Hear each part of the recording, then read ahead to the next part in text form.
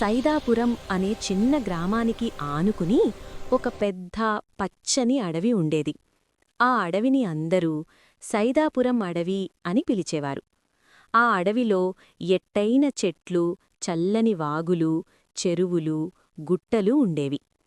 అడవిలోని జంతువులన్నీ శాంతిగా జీవించేవి. అయితే ఆ అడవికి రాజులాంటి జంతువు ఒకటుండేది. అదొక పెద్ద సింహం. సింహం చాలా బలమైనది.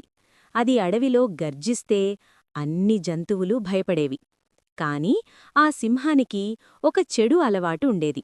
అది చిన్న జంతువులను చిన్నచూపు చూసేది. నేను అడవికి రాజుని, చిన్న జంతువులెవరూ నాకు ఉపయోగం అని గర్వంగా అనుకునేది. ఒకరోజు మధ్యాహ్నం సూర్యులు మండిపోతుండగా సింహం ఒక పెద్ద వేప చెట్టు కింద నిద్రపోతుండేది. అదే చెట్టు దగ్గర ఒక చిన్న ఎలుక నివసించేది. ఆ ఎలుక చాలా చురుకైనది, తెలివైనది. ఆ రోజు ఎలుక పొరపాటున నిద్రపోతున్న సింహం మీద ఎక్కేసింది. సింహం ఒక్కసారిగా లేచి తన పెద్ద పంజాలో పట్టుకుంది. అయ్యో, నన్ను ఎవరు లేపారు?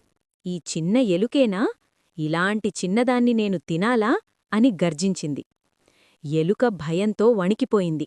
కన్నీళ్లు పెట్టుకుని అంది, అయ్యా సింహరాజా, నన్ను వదిలేయండి. ఒకరోజు నేను మీకు సహాయం చేస్తాను. సింహం గట్టిగా నవ్వింది. నువ్వా నన్ను సహాయం చేయడం? నీలాంటి చిన్నదానివల్ల నాకు ఏమి ఉపయోగం? అయినా సింహానికి ఆ రోజు మనసు కాస్త మెత్తబడింది. ఎలుకను వదిలేసింది. ఎలుక సంతోషంగా అంది, ధన్యవాదాలు సింహరాజా, ఈ రుణం నేను మరిచిపోను. కొన్ని రోజులు గడిచాయి.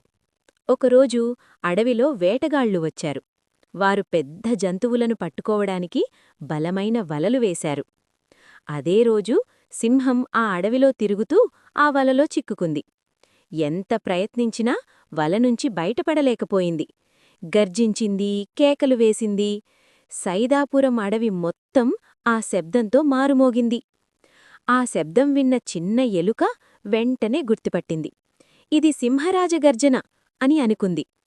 ఎలుక వెంటనే వేటగాళ్లకు తెలియకుండా వల దగ్గరకు వచ్చింది. తన చిన్న పళ్లతో నెమ్మదిగా, ఓపికగా వల తాళ్లను కొరుకుతూ వచ్చింది. చాలాసేపటి తర్వాత వల తెగిపోయింది. సింహం ఆశ్చర్యంతో బయటపడింది. ఇది ఎవరు చేశారు అని చూసింది. అక్కడ నిలబడి ఉన్నది అదే చిన్న ఎలుక. సింహం కళ్ళు తడిచాయి. నెమ్మదిగా అంది, నిన్ను చిన్నదిగా చూశాను, కాని నువ్వు నాకు ప్రాణం కాపాడావు.